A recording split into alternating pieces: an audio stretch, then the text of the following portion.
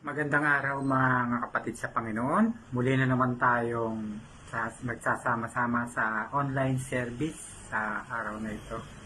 Salamat sa Panginoon kahit na dumaraan po tayo sa ganitong sitwasyon, ganitong pagsubok sa ating buhay. Wala pong makakahadlang upang tayo ay magpuri at sumamba sa ating Panginoon. Dahil yun po ang nararapat. Bago po tayo mag-umpisa sa ating pananambahan sa Panginoon, tayo po ay manalangin. Aming amang Diyos na makapangyarihan sa lahat. Dinadakila ka namin, pinapasalamatan ka namin, sinasamba ka namin. Dahil ikaw ang Diyos ng pag-ibig, ikaw ang Diyos na mabuti. Kaya nararapat lang po sa iyo ang pinakamataas na pagsamba at pagpupuri. Ang kataas-taasan ng karangalan ay nasa sa iyo po. Panginoon, sa paglapit namin sa araw na ito, kami po ay humihingi ng patawaran, nagpapakumbaba sa iyong harapan. Kami po ay humihingi ng tawad sa lahat ng aming mga naging kasalanan sa inyo. Yung mga nakumit namin na hindi ka nais-nais sa iyong paningin. Sa aming mga magulang, sa aming mga anak, sa aming mga kapatid sa laman. Gayon din po sa aming kapatid sa pananampalataya. At sa lahat ng tao na patuloy na nagawa namin ng hindi ka nais-nais. Ito po ay aming dinudulog sa iyo. At hinihingi namin ng kapatawaran sa iyo. At alam namin na napakatakila mo, napakamakatarungan mong Diyos na magagawad sa amin ng kapayapaan, ng katiwasayan, at pagpapatawad sa aming buhay. Salamat po Diyos sa umagang ito, kahit na po kami dumaraan sa ganitong pagsubok, na minsan ito po ay nagdudulot ng takot sa bawat isa. Salamat pa rin Panginoon, dahil lagi mong pinapaalala sa amin na hindi mo kami iiwan, hindi mo kami kababayaan, saan man kami magtungo, palaging akay-akay mo ang bawat isa, ang bawat anak mo, na patuloy na sumusunod sa iyo. Panginoon, pinapasalamatan ka rin namin sa patuloy na pagbibigay mo ng aming mga pangangailangan. Kahit na po napakahirap ng sitwasyon, hindi po ito naging hadlang upang maipaabot mo ang iyong tulong, ang iyong kabutihan, ang iyong kadakilaan po, Panginoon. Dahil po ikaw ang aming Diyos, ikaw ang aming magulang, ikaw ang aming Ama, na patuloy na kumakalinga sa iyong mga anak. Salamat po Panginoon, maski po sa bahay kami, na patuloy na sumasamba sa iyo at nagwo-worship sa ganitong pamamaraan. Panginoon, malaya po kami na masasabi namin na ikaw ang tunay na Diyos at mapapasalamatan ka namin dahil ikaw nga po ang napakabuting Diyos na nagbibigay ng lahat-lahat sa amin. Ang dalangin ko po Panginoon ay yung maibsan na, matunaw na po ang itong ganitong pandemic na ito, itong mga virus na ito na nagpapahirap, na patuloy na humahadlang sa bawat isang mga tao, sa aming kapatid, upang magsama-sama magpuri sa iyo. Panginoon, dalangin ko na mawala na po itong pandemic na ito. Hindi lang po dito sa Pilipinas, Panginoon, sa buong mundo po, na patuloy na dumaranas ng ganitong pagsubok. Pero alam ko po, dahil yung mga anak mo, kung saan man lugar, ay patuloy na umaawit, sumasamba sa iyo at nagpupuri sa kadakilaan at kabutihan ng iyong puso. Panginoon, sa umagang ito, turuan mo kami at bulayin ang iyong mga katotohanan sa iyong salita. Sa Espiritu at katotohanan, dito kami ay sasamba sa iyo. Panginoon, gamitin mo ang iyong salita upang kami ay mapanuto, maituwid sa lahat ng aming landasin na tinatahak sa panahon na ganito. Ang wala pong makakadlang, anuman ang iharang, ang anuman ang maging balakid, dahil ang pagpupuri namin sa iyo ay siyang magbibigay ng kapayapaan at katiwasayan sa aming buhay.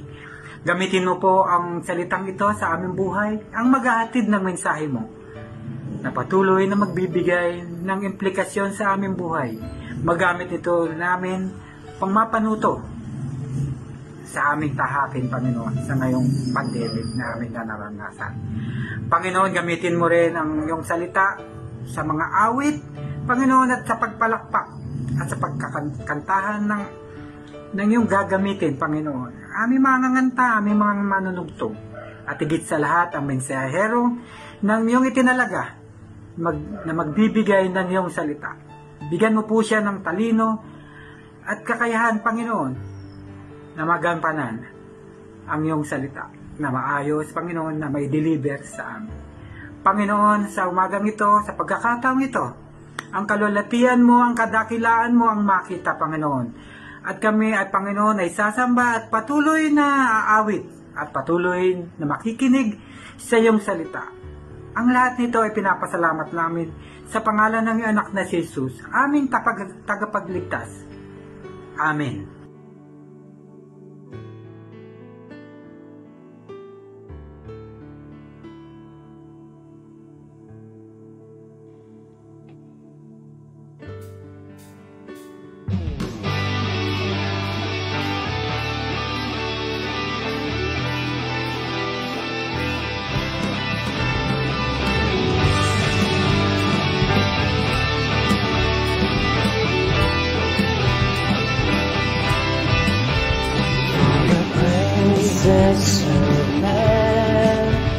I will never, ever stand for the kingdoms of this world. I'll never give my heart away and shout my praise. I'm allegiance and devotion, our heart's desire and all emotion.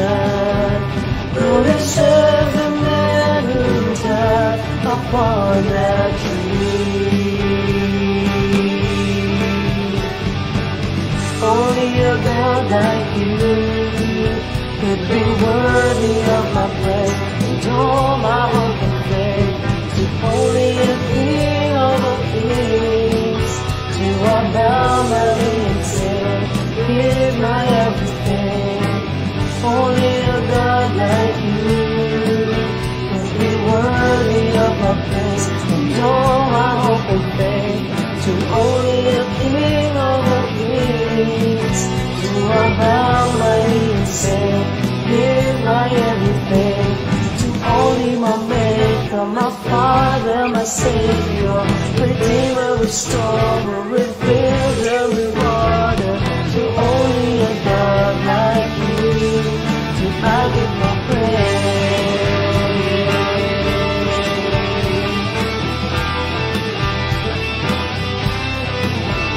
For the praises of man, I will never, never stand. For the kingdoms of this world, I'll never give my heart away. I'll shout my praise, my allegiance and devotion, my heart's desire and all emotion. Lord, I serve the man who died upon that tree. Only a God like you could be worthy of my praise and all my hope and faith. To only a King of all kings, to I bow my knee and say, give my everything. Only a God like you could be worthy of my praise and all my hope and faith. To only a King of all kings, to I bow my knee and say, give my everything. To only my Maker, my Father, my Savior, Redeemer, Restorer, Rebuilder, Rewarder. To only a God like you, to I give my praise.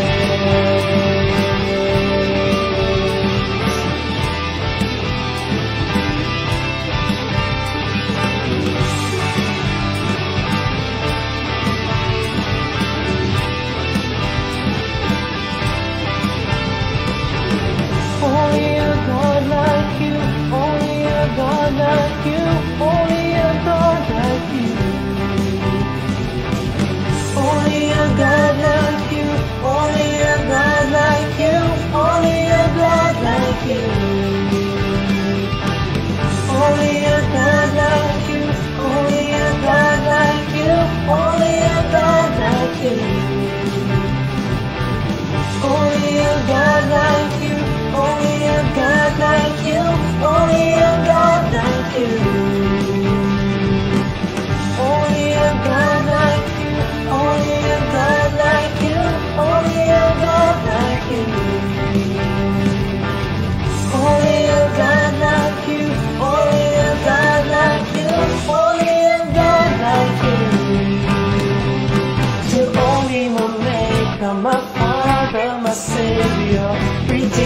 restore or rebuild or reward. To only a God like you, and I'll give my praise.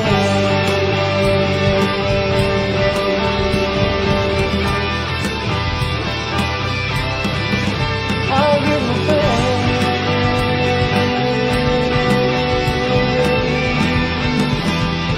To only a God like you.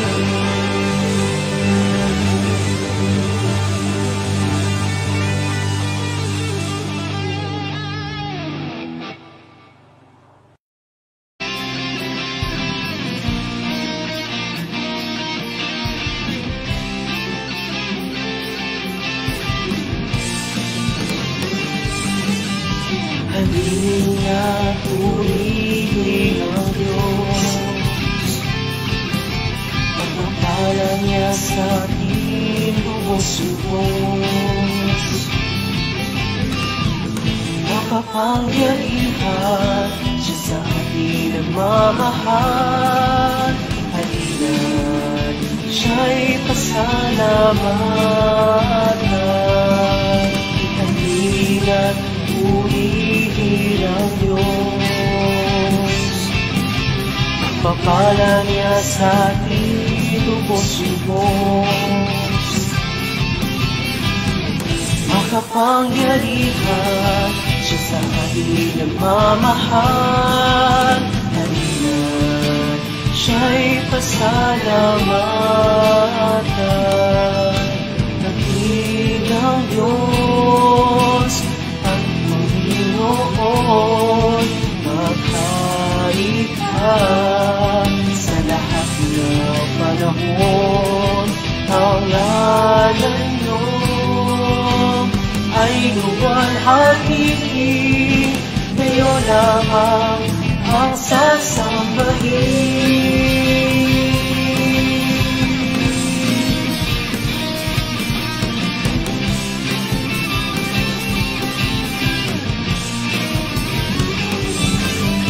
Halina't purihin ang Diyos. Pagpapala niya sa ating lubos-lubos. Makapangyarihan siya sa ating nagmamahal. Halina't siya'y pasalamatan. Dakilang Diyos at Panginoon, maghari ka sa lahat ng panahon.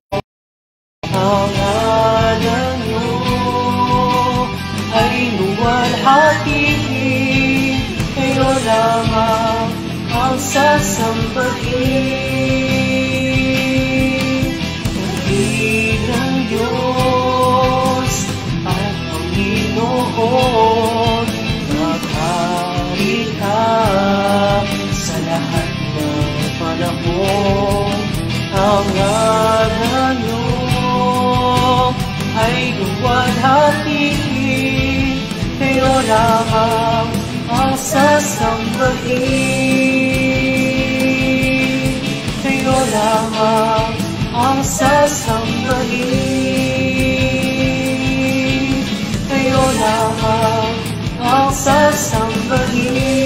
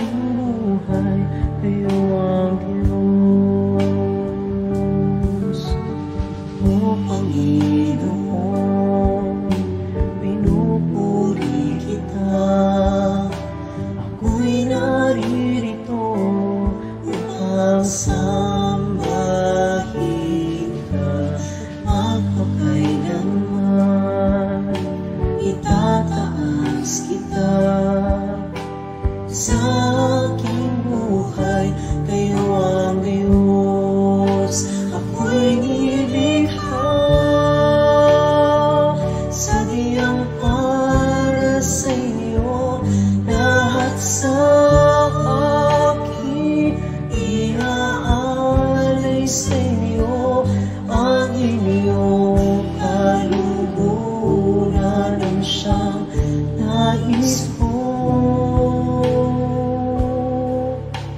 maging kagalakan sa puso niyo.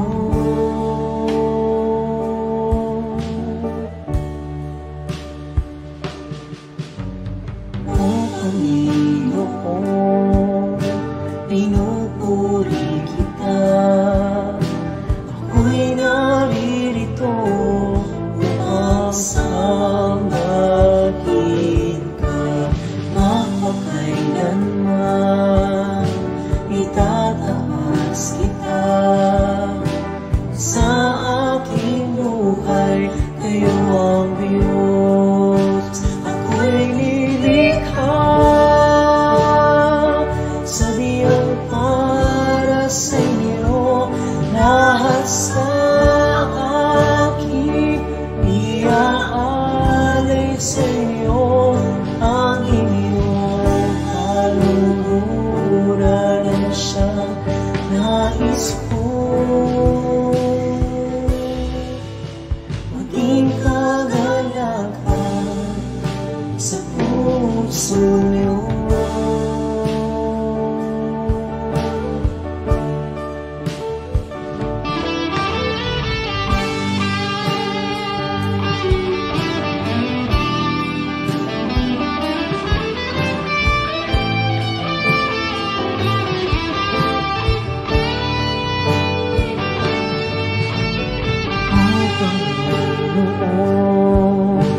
Pinupuri kita. Ako'y naririto upang sambahin ka. Magpakailanman itataas kita. Sa aking buhay, kayo ang Diyos. Sa aking buhay, kayo ang Diyos. Sa aking buhay, kayo ang Diyos.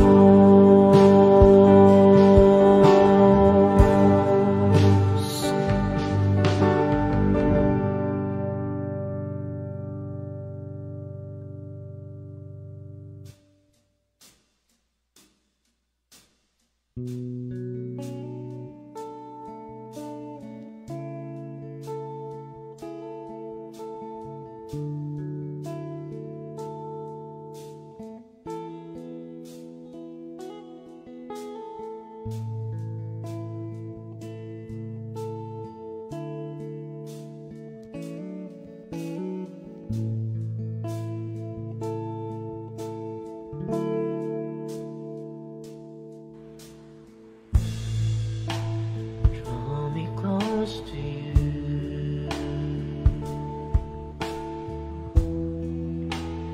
Never let me go.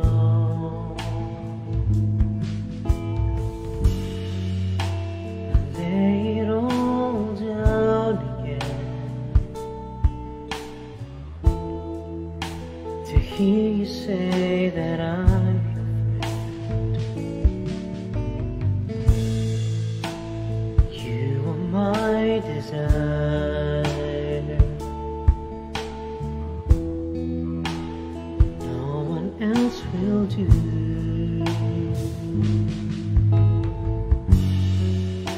'Cause nothing else can take your place.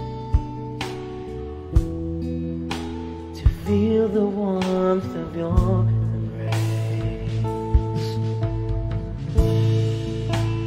Help me find the way.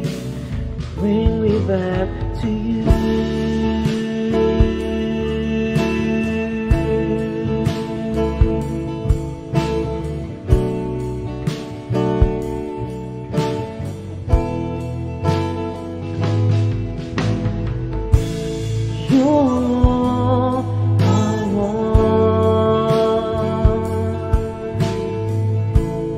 You're all I've ever needed.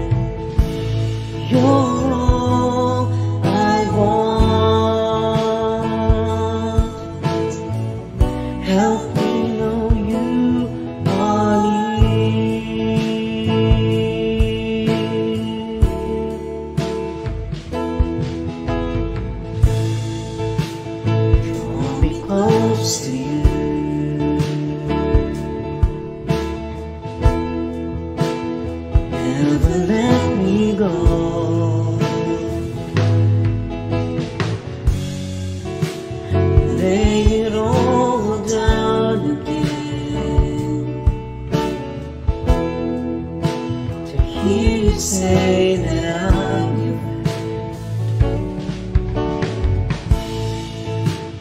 You're my desire. No one else will do.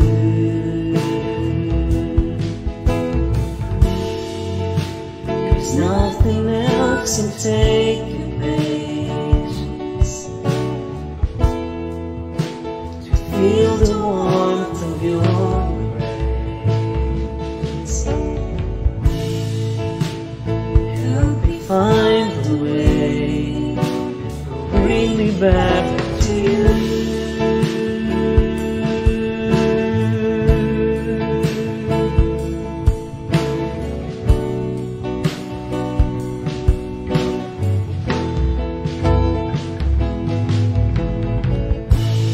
You're all I want. You're all I've ever needed. You're all I want. Help me know you are near. You're all I want. You're all I've ever needed. You're all I want. Help me know you are near.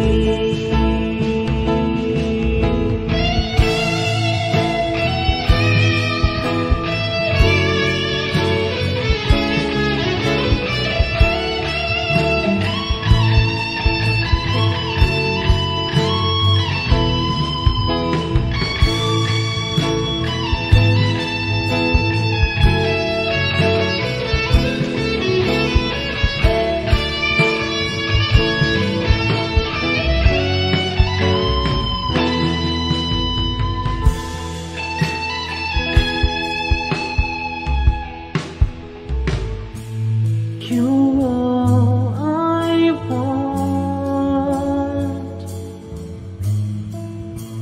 You're all I've ever needed. You're all I want.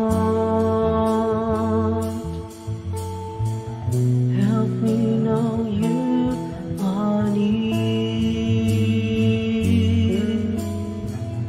Help me know you are near. Help me know you are near.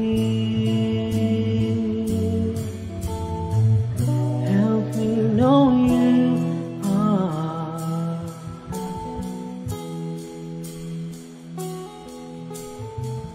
near.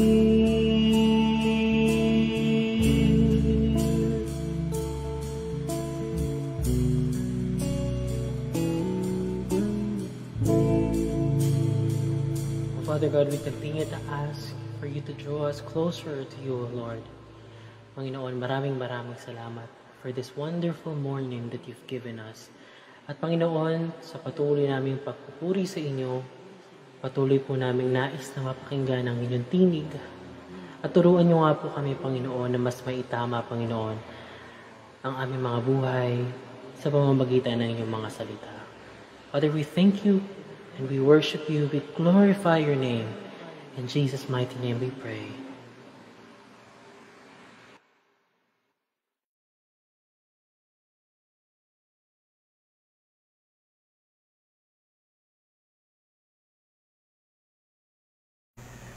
Finish the race. Ito po ang pamagat ng simpleng mensahe na ating pagsasalu-saluhan ngayong umaga. Finish the race. Tayo po ay manalangin. Panginoon, salamat po sa pananambahang aming naisasagawa ngayon. Salamat sapagkat alam namin na ikaw ay napapapurihan, naluluwalhati, ikaw ay nagagalak sa aming ginagawa. Hiling din naman namin, aming Diyos, na sa patuloy naming pananambahan, kami po ay iyong pagpalain. Hinihiling namin, Lord, na ang mensaheng aming ngayong pagsasaluhan ay magsilbing pagkain na magbibigay lakas sa aming isip, sa aming puso. Magbibigay daan ito upang kami ma-comfort, ma-encourage, mabigyan ng gabay tungo sa mas mainam na pamumuhay, lalo sa panahong ito, aming Diyos. Dalain ko na ikaw po muli ang maging tagapagsalita. Pagpalain niyo ang aking mga kapatid, maunawaan ang mensahe, at tulungan niyo po ako, Panginoon, na maipahatid ito ng malinaw sa pandinig at pangunawa ng aking mga kapatid. Nihiling namin, Panginoon, na sa aming lugar na kinalalagyan ngayon, dahil kami hiwa-hiwalay, pagharian niyo po ang bawat isa. Sa bawat tahanan ng aking mga kapatid na ngayon ay kasama sa pananambahan, maghari ka, Panginoon, luwalhatiin mo ang iyong dakilang pangalan at maramdaman ng bawat isa ang iyong presensya sa lugar na kanilang kinalalagyan. Salamat sa iyong mga salita ngayon, Panginoon, na maihahayag na may kapangyarihan, maihahayag na mauunawaan, maihahayag na ikaw, Panginoon, ay mapapapurihan at maluluwalhati. Ito po ang aming panalangin sa pangalan ni Jesus na aming Panginoon at tagapagligtas. Amen and amen. Finish the race. Hebrews 12, verse 1 to 3. Therefore, since we are surrounded by such a great cloud of witnesses, let us throw off everything that hinders and the sin that so easily entangles, and let us run with perseverance the race marked out for us, fixing our eyes on Jesus, the pioneer and perfecter of faith. For joy set before him, he endured the cross, scorning its shame, and sat down at the right hand of the throne of God. Consider him who endured such opposition from sinners, so that you will not grow weary and lose heart. Pagpalain ng Diyos ang mga talatang ito na ating gagamitin sa ating mensahe ngayon pong umaga. Mga kapatid, alinsunod sa text na binasa, tayo raw po ay nasa isang pakikibaka, at ang pakikibakang iyon ay inihalin tulad sa contest na takbuhan. Pansinin niyo po ulit yung verse 1. Sabi po sa verse 1 ng ating text, therefore, since we are surrounded by such a great cloud of witnesses, let us throw off everything that hinders and the sin that so easily entangles. Tingnan nyo ito, mga kapatid. And let us run with perseverance the race marked out for us. So according to this verse, we are on a race. Tayo raw po ay pakikipagbaka ito sa buhay. We are in a race. At itong takbuhan na ito, hindi ito contest na unahan na makarating sa finish line. Dahil yung race na sinasabi rito ay pakikipagbaka sa buhay, ito yung makapamuhay tayo ng may kagalakan, may kapayapaan, makapamuhay tayo na tayo ay victorious and joyful.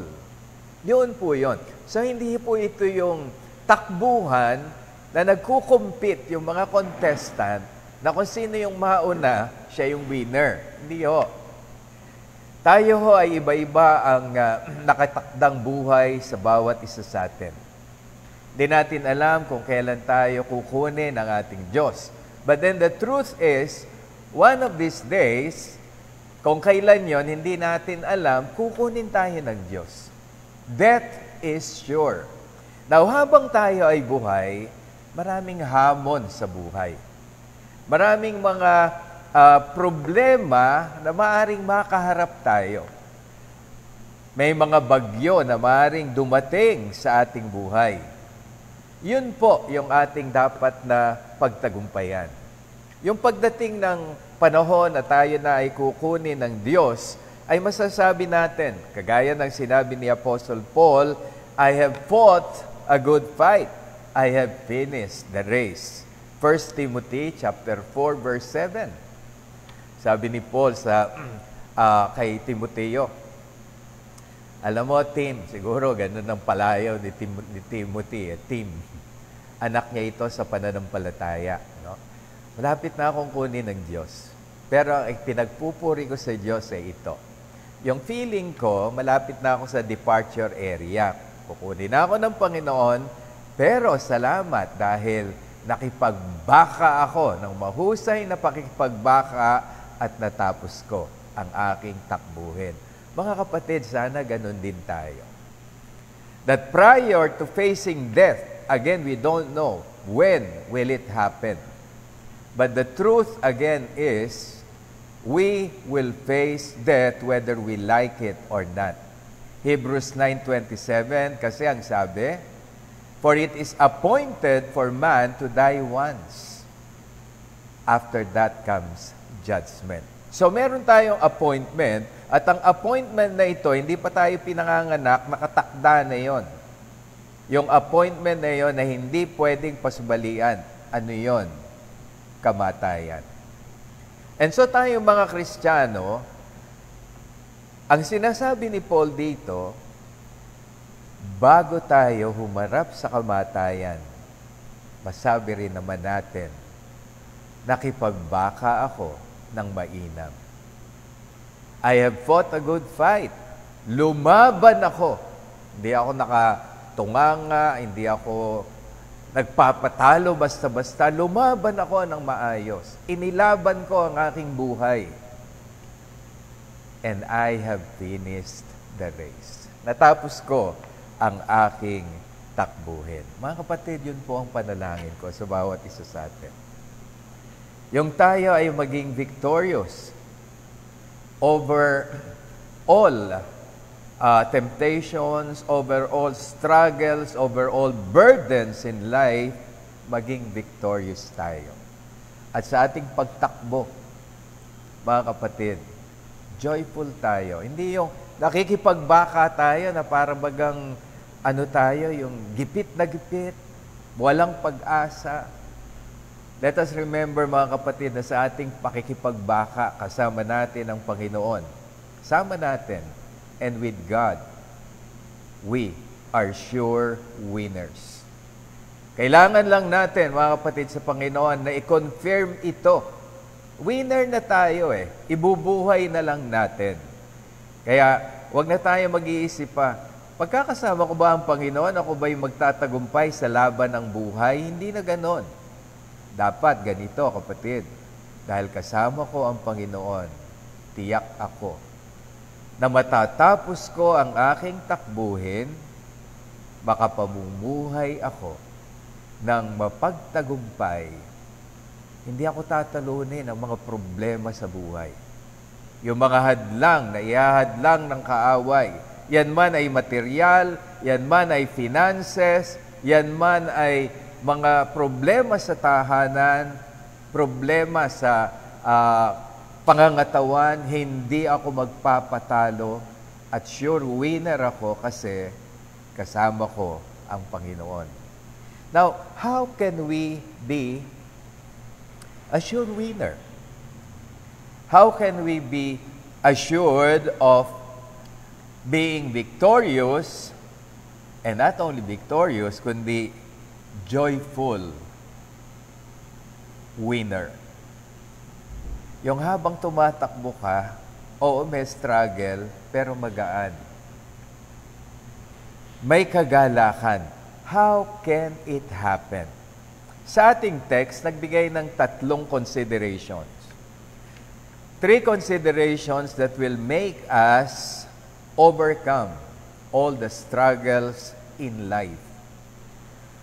Lahat ng pwedeng humadlang sa atin, lahat ng mga pwedeng mag-deter, yung mga deterrents na tinatawag along the way, mau-overcome nating lahat yon. Ang unang principle, sabi sa ating text sa verse 1, consider the cloud of witnesses. Consider the cloud of witnesses. At sino yung mga witnesses dito? Those who were able to finish the race. Tignan niyo ulit yung verse 1. Sa verse 1 ng ating text, therefore, since we are surrounded by such a great cloud of witnesses, tayo raw ho ay napapaligiran ng mga testigo, mga witnesses, na nagte-testify na kung nangyari sa kanila na naging mapagtagumpay sila, we too can be sure winners. Kasi meron ng mga nauna sa atin. Those who were able to finish the race. Mga kapatid, kung kaya nila, kaya rin natin. Why? Because we have the same God. The same God that we worship. The same God that is always with us. And the same God who will empower us every time, anytime, na merong mga gagawin ng kaaway sa atin, may mga hindrances na nasa harap natin, we have the same God na pinanampalatayanan, sinamba, pinaglingkuran ng mga una nang naging lingkod ng Panginoon. Pag binasa nyo ang Hebrews chapter 11, mapapansin nyo mga kapatid na nag-mention ng mga maraming pangalan doon. Abraham, Jacob, Isaac, Moses, Joseph, at iba pa, mga kapatid sa Panginoon. Sila, hindi yung witness dito, o mga witnesses, yung nakatingin sa atin. Hindi. Sila, yung mga nauna, na nabuhay kisa sa atin, na nagkaroon ng napakaraming struggle sa buhay, but then they were able to finish the race. I-consider natin sila. Kung kaya nila, kaya rin natin. We can also do what they have done that enabled them to finish the race, to live a life pleasing to God, to live a life joyful and victorious. Kung kaya nila, kaya mo, kapatid. Kaya nandiyan sa inyong mga tahanan, naririnig nyo yung sinabi ko? Kung kaya ng mga nauna sa atin, kung nakaya ni Abraham, nakaya ni Joseph, nakaya ni Isaac, nakaya ni Joshua, kapatid, kaya mo. Kaya mo. I-affirm mo sarili mo. Saan ka bang bahay naroon ngayon? Pakisabi mo sa sarili mo, kaya ko. I can be a winner. Kung paano naging victorious yung mga nauna sa akin, ako rin. Victorious din ako. Mga kapatid, malaking encouragement kung meron tayong nakikitang mga halimbawa. Dalas sasabihin sa mga magulang, ipakita nyo ang buhay na pwedeng sundan ng inyong mga anak in terms of faith, in terms of dignity, in terms of being responsible people. Pag tinignan nila tayo, nitong mga nakababata sa atin, lalo pa tayo mga magulang, tinignan ng ating mga anak, nai-encourage sila. At sa isip-isip nila, hindi man sabihin, gagayahin ko tatay ko, gagayahin ko nanay ko. Kung sila ay winners sa hamon sa buhay, sa mga hamon at problema ng buhay, mga bagyo ng buhay, victorious ang aking mga magulang. Pag tinignan tayo ng mga anak natin, nai-strengthen sila. Kaya yun ang sinasabi rito Consider the cloud of witnesses. Kaya nila. Kinaya nila. Kakayanin din natin. Second, throw off anything that hinders and entangles in running the race. How to finish the race victoriously and joyfully? Sabi, throw off. Itapon daw. Hindi alisin, ibaba. Hindi, sabi, throw off. Itapon. Ano yung itatapon? Anything that hinders and entangles in running the race. Yung mga runners, mga kapatid sa Panginoon, pag sumabak sila ng takbuhan, normally ang sinusuot nila mga maninipis na suotin. Sando na ang nipis-nipis, shorts na ang nipis-nipis, running shoes na magaan. Kasi pagka may bigat na dala sa katawan, ano yun disadvantage yun. And so, ano man yung mga nakakabigat sa atin sa takbuhin sa buhay, upang tayo ay maging winners, sabi, alisin mo yan sa katawan mo, itapon mo. And again, throw off. Not hindi hubarin, ilagay sa tabi, hindi. Kasi pag nasa tabi, dali ulit pulutin at isuot ulit Mga kapatid, huwag tayong manghinayang doon sa mga bagay na nasa ating katawan, nasa ating buhay, na i-let go kung ito ay nakakagulo sa atin. Halimbawa, meron kang karelasyon, yung love life mo. Nagkaproblema ka, na imbis na siya ay nagiging daan para ikaw ay umasenso sa pananampalataya, nahihila ka pababa. Kapatid, listen. Makipag-break ka, alisin mo. At kung sakali na nawala na yung relasyon, abay purihin ng Diyos, wala ka ng bigat. Wala ka ng pasanin. Bisyo. Ano mang bisyo? Pabigat. Sabi, hubarin at itapon. Wrong ambitions. Minsan, ang talagang nagiging pabigat sa atin, meron tayong ina-aspire na kaya natin gusto, meron tayong pagyayabangan. Gusto ko magkaroon ng bagong sasakyan. Gusto ko magkaroon ng bahay. Gusto ko magkaroon ng ganitong gamit sa aking katawan. Walang masama na meron tayong gustuhin. Tignan lang natin, tama ba motibo natin? Tama ba kung bakit natin ginugusto? O meron tayong wrong motives? Alisin. Itapon. Kung meron kayong mga nakakasama kahit sa church, pero bad influence, mga kapatid, sabi ni Apostle Paul, layuan nyo yung mga kasamang hindi maganda ang idinudulot sa inyong buhay. Bad influence or bad company, sabi, corrupts character. Totoo naman, mga kapatid. Kapag ka ang kasama mo ay nadadala ka, yung sinasamahan mo ng sinasamahan, nadadala ka sa hindi magandang pag-iisip at nai-impluwensyahan ka ng hindi maganda, ang sabi, hubarin. Layuan, meaning, huwag kang masyadong magsasama kasi yung ginagawa niya, makita mo na lang ang sarili mo, ginagawa mo na rin. So ano, mga kapatid, sa ating mga sarili-sarili, tignan natin ang ating personal na kalalagayan. Huwag muna tayong tumingin sa iba. Sana walang nag-iisip sa inyo ngayon ng ganito. Sana andito siya at naririnig niya si Pastor Gami. Come on, wag. Tignan mo ang sarili mo. Ano sa sarili mo yung mga dapat hubarin at itapon?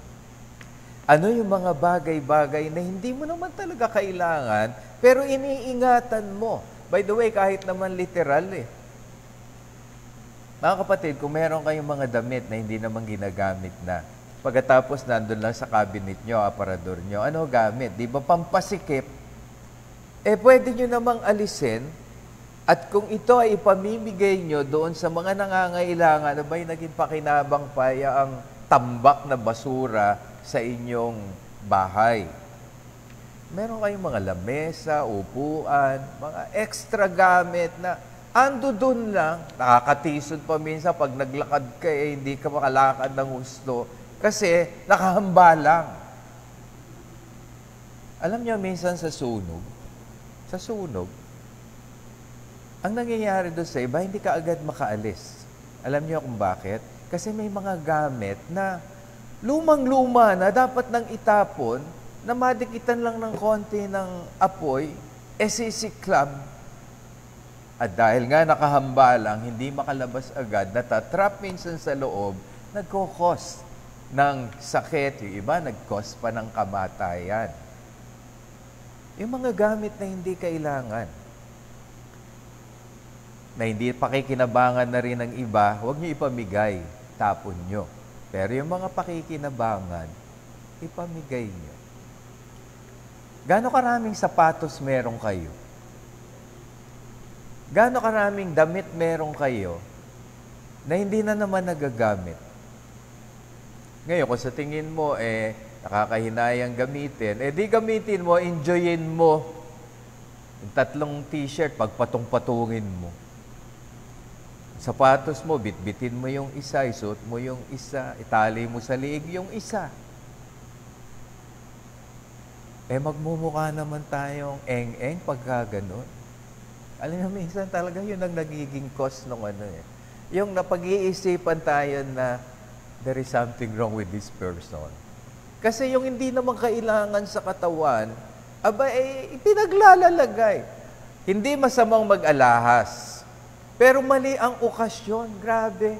Kung magsuot ng alahas, akala mo ang kwintas, akala mo kadena na pwedeng gawing pang-angkla sa barko. Kaya pagsuot, nakukuba. Ang suot, nakarilos, halos lahat ng daliri, nakasingsing. Totoo naman maraming tsaka hindi fake. Walang masama doon sa mga alahas, pero tama ba pa yung panahon na paggamit nito? At yung iba nga, dahil sa maling ambisyon, sabi ko nga kanina, nakuha yung ambisyon,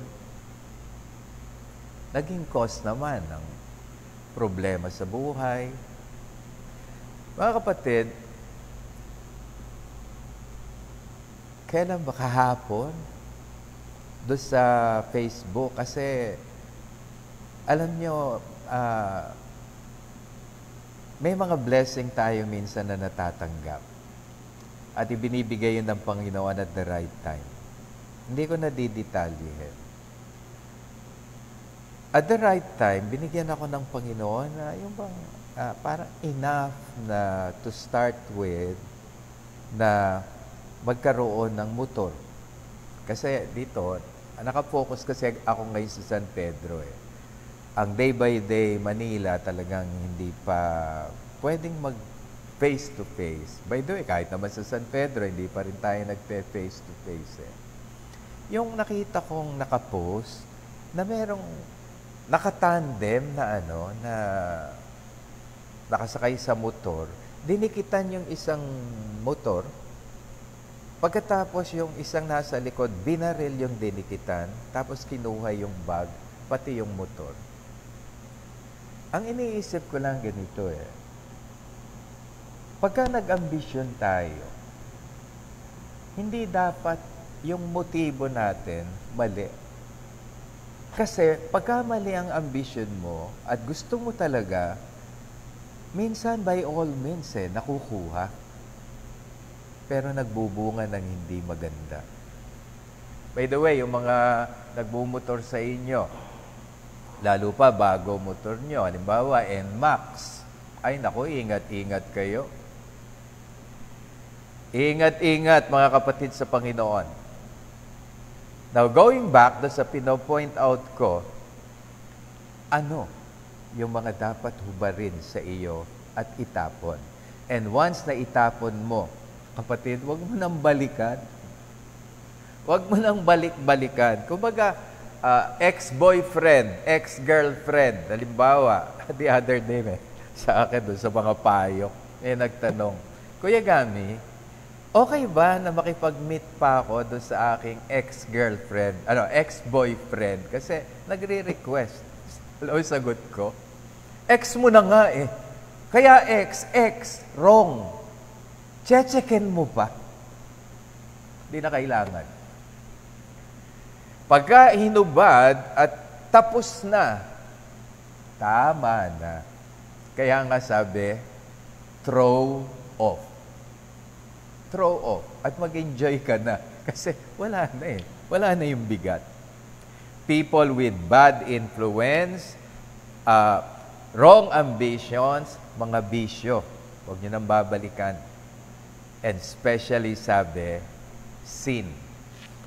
Especially sin that easily entangles. Mga kapatid, sa mga nakakapatid at nakakabigat sa buhay ng Kristiyano, sa kanyang takbuhin, sa mainam na pamumuhay, ang pinakamabigat, kasalanan.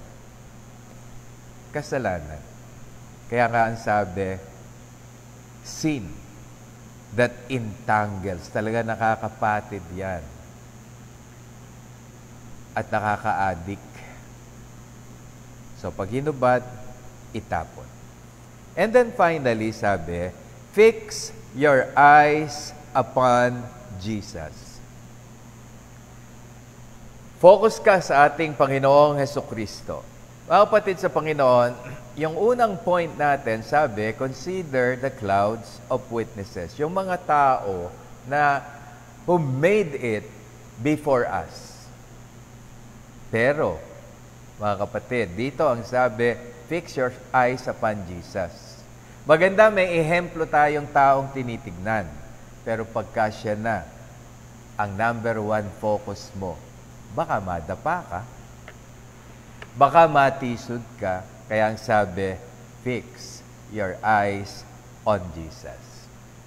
Upon Jesus. Tatlong bagay ang binention dito sa ating Panginoong Hesukristo.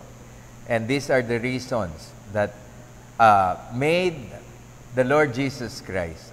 And tayo rin naman na maka-overcome ang anumang struggle sa buhay, ma-overcome, maging victorious tayo sa lahat ng mga hamon ng buhay. 3 points ang binention rito about the Lord. Why we were told to fix our eyes on Jesus. Number 1, He is the author and perfecter of our faith.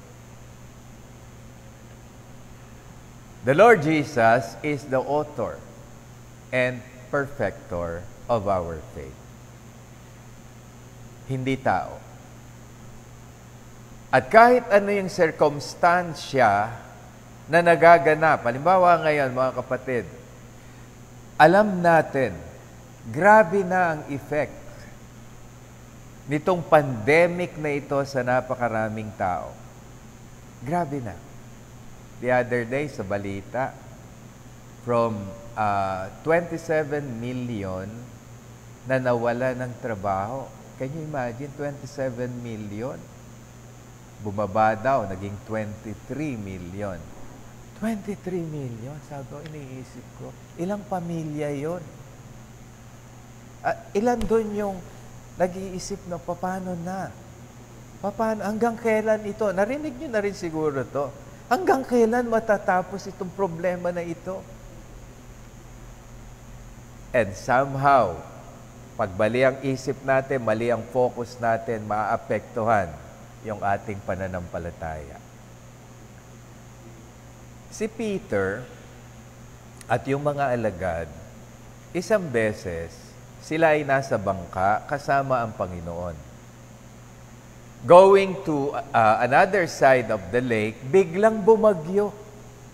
At nung bumabagyo, ang focus nitong mga disciples, early disciples ng Panginoon, nandun sa bagyo. Kasi yung bangka nila hinahampas ng alon, ng malakas na hangin, umuulan, at ang sabi, yung bangka ay halos lulubog na. And so, itong mga ito natakot. At ginising ang Panginoon. Ang Panginoon, relax na relax. Samantalang sila, takot na takot. Ang layo ng diferensya, no? And so, they approached the Lord Jesus Christ and told Him, meron nga, medyo hindi nga maganda yung naging approach nila sa Panginoon eh. Sabi nila sa Panginoon, wala bang bali sa'yo? Wala ka bang pakialam sa amin? Kung mamamatay kami, do you not care if we perish? Kasi iniisip nila, yun ang huli na ng buhay nila. Mag-goodbye na sila dahil doon sa bagyo na yun. Kaya do you not care if we perish? And so, asan ang focus nila? Andun ang Panginoon, pero hindi sa Panginoon ang focus, sa kapangyarihan ng Panginoon, kung hindi, doon sa bagyo. Minsan, ganun tayo.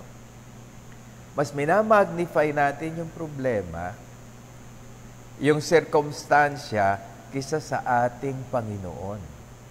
Ano ginawa ron ng Panginoon? Inutusay niya yung hangin. Tigil! Inutusay niya yung alon. Tumigil kayo! And immediately, nagkaroon ng katahimikan. Ano yung mga kapatid sa Panginoon? Ang katahimikan ng buhay, hindi nakadepende sa circumstansyang nangyayari. Nakadepende ito kung ano ang focus mo. Ang pananampalataya natin ay patuloy na lalago regardless of what is happening around now, even nowadays. Sa nangyayaring ito, kung ang focus natin, fix ang ating mga mata, ang ating damdamin sa ating Panginoong Hesukristo, ang faith natin will grow. Why? Because Jesus is the author and perfecter of our faith. Tapos, pansinin niyo yung second na sinabi. The Lord Jesus Christ endured the cross and its shame. No? Tiniis ng Panginoon yung cross and its shame, yung kahihiyan. He died for us. He died because He loved us. Mga kapatid, alam niyo ba yung hirap nung mamatay ka sa krus? Kayo ba'y naranasan nyo ng napako? Naglalakad kayo, napako yung inyong paa? Naranasan nyo na? Yung mga ginang, nagtatahi kayo, nagsusulsi kayo ng damit, tapos yung karayom natusok doon sa dalagiri nyo. Ano pakiramdam? Wala naman siguro nagsabi sa inyong, ay ako, ang sarap, ulitin ko nga. Wala namang naglalakad na pako ng pako, na hindi inalis yung pako kasi, ay, ang sarap, enjoy ako.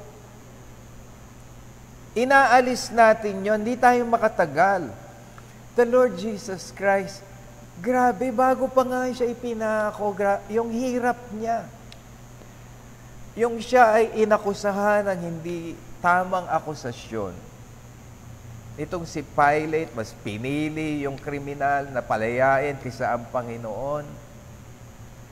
Noong ang Panginoon ay yung Praetorian Guard, nakatali ang Panginoon, pinaghahagupit ang Panginoon.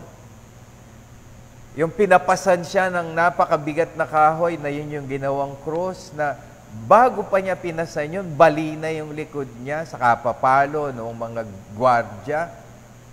At nung sinaksakan siya nung tawag rito, koronang tinik.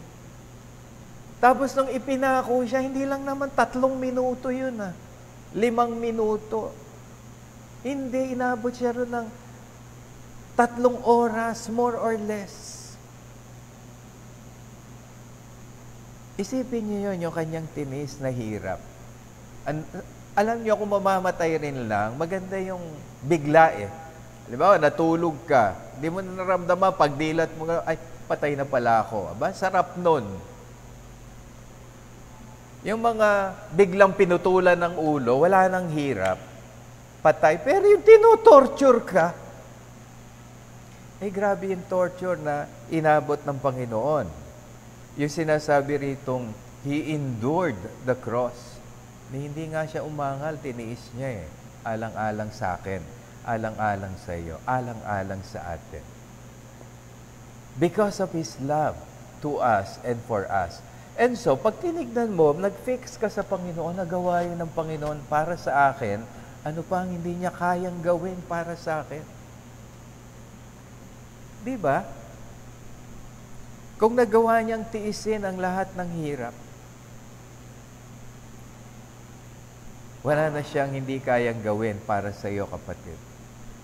Kasi mahal ka ng Diyos. Ako hindi ko masyado naiintindihan ito kasi hindi naman ako nagbuntis, hindi naman ako babae na nagbubuntis. Pero yung mga nanay, intindidong-intindido ito. By the way, salamat kasi tayo mga lalaki, hindi tayo nagbubuntis. Ang hirap nun. Naglalakad ka sa mall, ang laki ng tiyan mo. At gaano katagal? 9 na buwan. Mga kapatid, the other day, meron akong napanood na may nagpadala sa akin ng post about single mother. Itong single mother na ito, yung anak niyang teenager, parang 16, 17 years old, na pregnant, na buntis. So, nagtapat siya sa nanay niya. Sabi niya sa nanay niya, nabigyan ko kayo ng kahihiyan, hiya ako, pero gusto ko ipagtapat sa inyo, I am pregnant. And I want to keep my baby. Alam niyo, sabi nung nanay, kung ikikip mo yung baby mo na yan, at hindi mo yan i-abort, di kita kailangan dito, lumayas ka. Alam niyo, pinili nung bata, yung baby. I will keep this baby. Limpake siya, umalis siya. Nung pag-alis nitong bata na to, yung nanay, nung nanay nitong na-pregnant, hinahanap itong apo niya, asa na kasi naghain siya. Sabi niya, lumayas na kasi pregnant siya. Pinabayaan mong lumayas, sabi nung lola. Yes, because I don't want to have that kind of daughter to be in this house. I would rather let her live in the street. You will just let her on the street. Sabi nung lola, alika, may kukwento ako sa iyo. Alam niyo yung kinuwento nung lola, single mom din pala siya. At siya yung anak. At yung nanay niya, pinalayas din siya. Pero kinip niya yung baby. Tapos sabi niya ito, going back, if I will make a decision again, ikaw pa rin anak ang pipiliin ko. I am willing to suffer, kung kailangan dagdagan pa, because of you. Alam niyo yung mga nanay, di ba? Hirap sila sa pagbubuntis. Pero pag nakita na nila yung baby nila, lalo kamukha nila, hindi kamukha nung asawa, tuwang-tuwa yun. So yung hirap, although itong analogy na ito ay hindi pa rin siya 100% katulad. Pero yung pain ng pagbubuntis, ng panganganak, tiniis ng ina para sa anak. Kaya kayong mga anak, maganda talaga pinakikita nyo sa inyong mga magulang. Sa inyong ina. Of course, pati sa ama. Yung talagang pagrespeto, yung paggalang, yung pangangalaga. Tignan nyo rin yung kinabukasan ng inyong mga magulang. Kasi karaniwan nangyayari, mga magulang nagpiprepara sa magandang kinabukasan ng mga anak. Tumatanda naman kami, mga kapatid, mga anak. Sana isipin nyo rin. Sa pagtanda ng tatay ko at ng nanay ko, prepared kami. At hindi sila mahihirapan. At kayo mga anak, ng mga medyo ang kukulit nyo ngayon at ang hirap nyong sawayin, huwag sana mangyari sa mga magulang. Na dapat na mag-enjoy na sila, aba sila pa rin yung nag-aalaga sa mga apo, tapos yung mga anak wala namang ginagawa pa kay responsable or worst. Yung mga magulang na dapat na nag-i-enjoy, dumadalaw pa sa kulungan dahil sa mga anak na hindi nagprepara ng maayos para sa kanilang mga magulang. Fix your eyes on Jesus, the author and perfecter of our faith. Consider what the Lord Jesus Christ did for us. He endured the cross, and take note, and its shame. Bakit ipinasok yung kahihiyan? Mga kapatid, nung panahon na yon, alam niyo may pakana yan, yung pagkamatay sa cross, yung mga Roman, Roman people. Part ito nung kanilang policy sa mga kriminal, pagka talaga kriminal, ang capital punishment, walang silya elektrika noon, wala yung injection, no. Ipinapako sa cross. Kaya pag may nakita, nakapako sa cross, kriminal yan. Can you imagine the Lord Jesus Christ, ipinako sa cross? And so, ang mga tao, pag nakikita siya, lalo pa yung mga basher, no, na walang inisip kundi yung mali ng iba. Ang Panginoon, wala naman pagkakamali, and yet nakapako sa cross, tiniis niya yun. Alam nyo, may mga tao na dahil sa minamahal nila, titiisin ang lahat. Yung hindi sila kakain, para may makain lang yung mahal nila. Yung mga magulang na talagang kayod marino, ika nga, para sa mga anak. At pauunahin kumain ng mga anak. At kung wala nang matitira sa kanila, di bali na, basta nabusog yung mga anak. Yung mga totoong nagmamahal, kaya yon. Tiisin ang kahihiyan. Yung kinuwento ko na by the way, yung ending ng story na kinuwento ko kanina, medyo bitin. Yung nanay na nilet go niya yung anak niya, mas titiisin ko pa, nas kalsada siya, pinuntahan niya yung anak niya.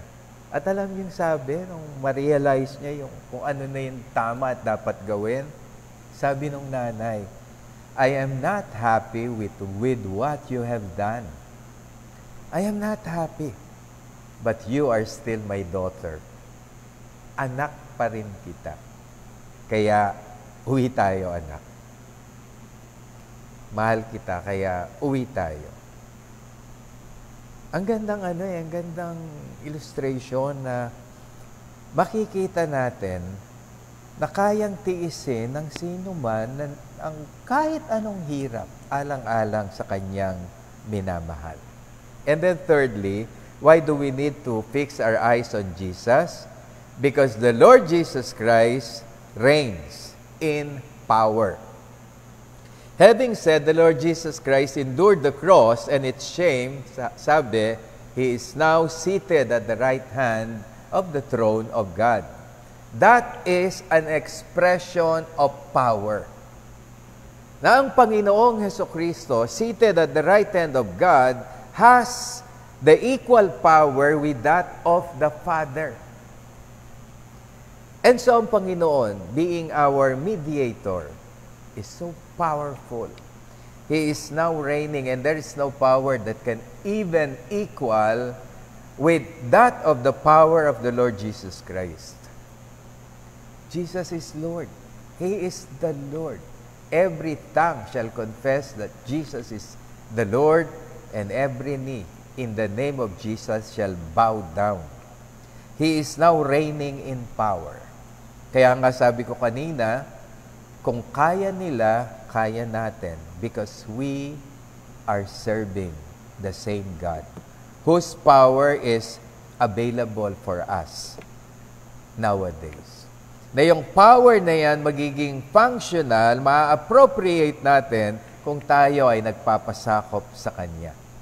And therefore, because of that power, walang pwedeng tumalo sa atin. Because of Christ, we are more than conqueror.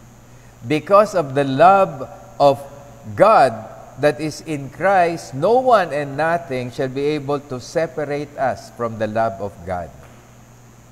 not even death, famine, persecution, even principalities, no one and nothing. So if we focus our eyes on Jesus, our faith will grow and grow and grow, and that will cause us to live a life that is pleasing to God.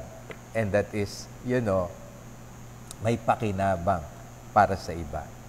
That will cause us to live a life characterized by victory and joyful. Maraming mga hindrances, maraming mga hamon sa buhay, maraming pwedeng mga tukso na iharap sa atin ang ating kaaway, pero hindi tayo mapipigil sa ating pagtakbo. And then at the end, we will be able to say, I have fought a good fight, I have finished the race. So mga kapatid sa Panginoon, huwag tayong mag-alala, huwag tayong mag-worry, let us not be anxious if ever merong mga deterrents na nakakaharap tayo, mga hindrances, mga roadblocks. Just move on. Go on. Run the race. Finish the race. Panginoon, salamat po sa iyong mga salita na sa amin ay nagbibigay lakas, gabay, patnubay upang ang lahat ng hamon sa buhay, lahat ng bagyo sa buhay ay amin pong mapagtagumpay ang lahat. At kami makapamuhay victoriously and joyfully, Panginoon. Purihin ka, luwalhatiin ka, in Jesus' mighty name. Amen and amen.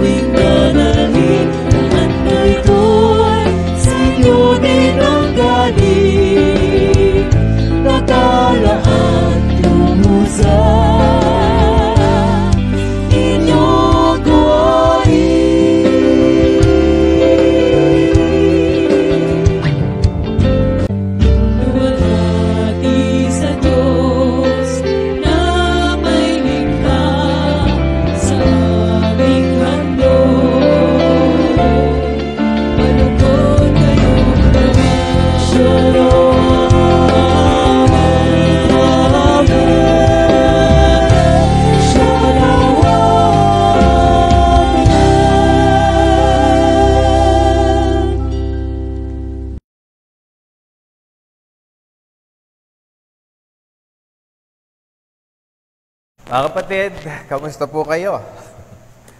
Nami-miss na namin kayo, nami-miss ko na kayo. Pero siguro malapit na po tayong magkaroon ng face-to-face congregational worship at pag-pray natin na talagang maging legal na. Yung tayo ay dumako dito pagka Sunday at sama-samang magpuri sa Panginoon at manambahan. Wait lang po kayo sa announcement kung kailan po tayo magkakaroon ng face-to-face congregational worship ipapaabot po sa inyo. At ako ay naghahangad na talagang mangyari po ulit yon.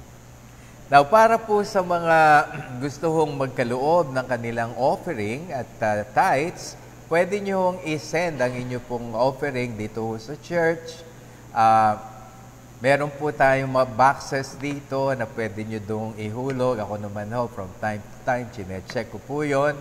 Meron po tayong caretaker dito na nag-i-stay ho rito. Kung gusto nyo pumunta, ay pumunta ho kayo. May 2 boxes ho dito na white.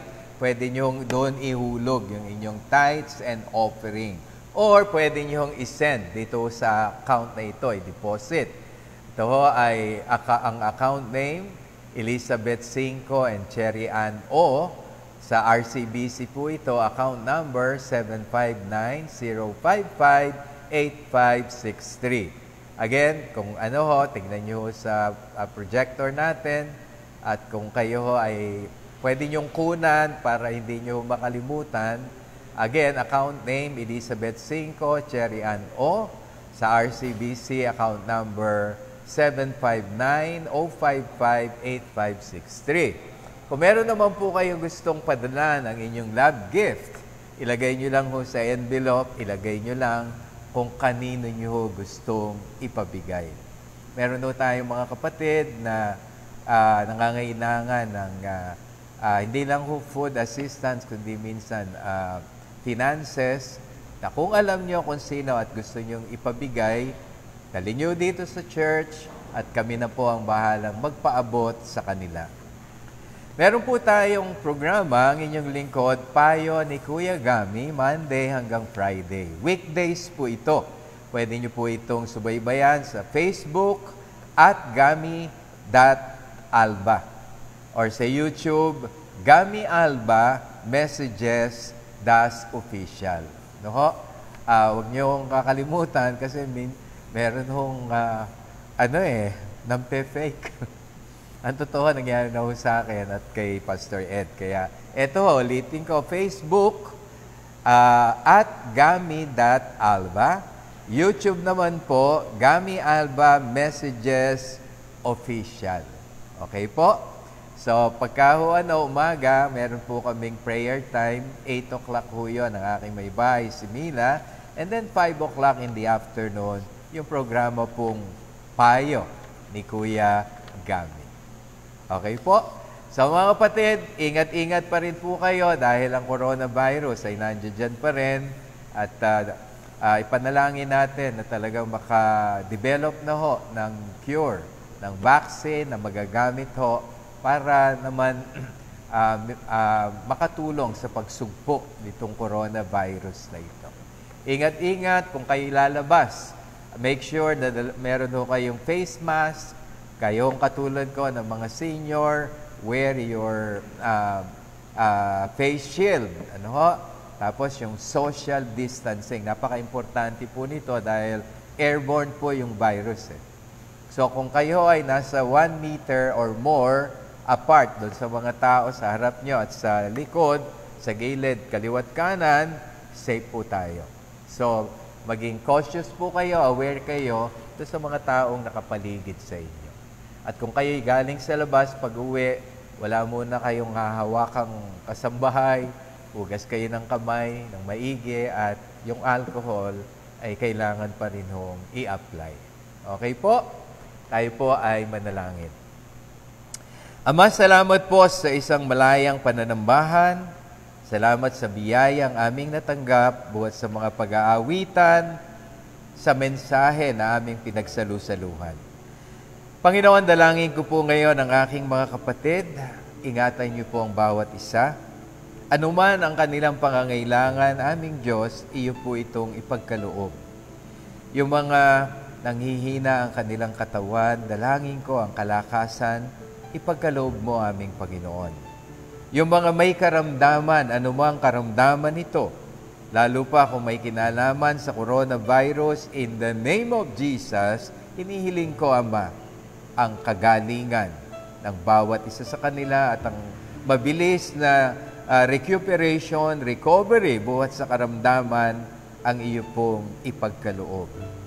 Gayon din, Panginoon, dalangin ko ang bawat tahanan, isupply mo ang lahat ng needs nila.